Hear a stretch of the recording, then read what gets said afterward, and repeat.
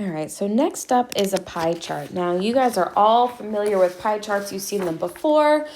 Now, realistically, you're not going to really be creating pie charts by hand. It's something that you would use a program like Excel or Google Sheets to do. You would use some sort of spreadsheet program to create a pie chart for you so that's more accurate.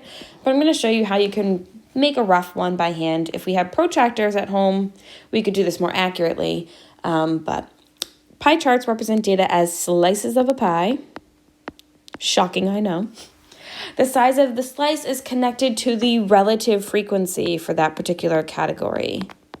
Okay. Oftentimes, these are used with categorical or qualitative data, but you can see pie charts for quantitative data as well. All right, so it could kind of go with either category. All right, so I have car colors listed over here, and then I've got their relative frequency here. Now, to figure out if I was using a protractor to make this accurate, how to get that angle measure, there are 360 degrees in a circle. So to get this number, I would take the relative frequency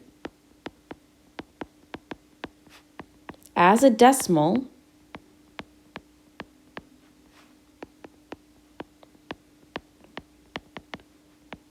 and I would multiply it by 360 degrees in a circle. And that tells me what the angle measure is. Now, I went through and I did these computations myself, but this first one would be 0.21 times 360, which comes out to approximately 77 degrees. I did round a little bit on all of these numbers to get whole numbers. It's slightly off. I think it adds up to 361. The next one would be 16% is 0.16 times 360. That would work out to 57 degrees. And then I kept going from there.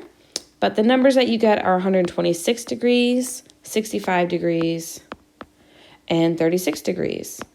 Now, again, the purpose of those computations is to get the actual angle measurements if you have access to a protractor to draw this accurately, which sadly, I don't have one at home where I'm recording this right now. So we're just going to kind of approximate where these slices are going to go. So I'm going to draw a line going straight up to start off. Okay. And that first one, 21% is just shy of a quarter. So let's see, a quarter would be right here. So I'm going to go a little bit less than that. All right, so I'm going to say that it's roughly right there. And you would label these as you go. I would say that this car color was black. And that I would put the frequency in there as well. This is 21%, okay? Give a little context to how big that slice really is, okay? So that's the first wedge or the first slice. And then white at 16%, that's going to fall a little bit smaller, probably right about there. Roughly, again, this isn't perfect. This is an approximation. I'm going to say that that's the white slice, and that was 16%. The next one, silver, 35%. That's a pretty big one. That one we're going to put roughly here. And I'm going to say that was the silver cars at 35%. And then those last two, the 18% and 10%, I'm going to take my remaining chunk and kind of break it into 1/3, 2/3. So I'm thinking maybe right about there.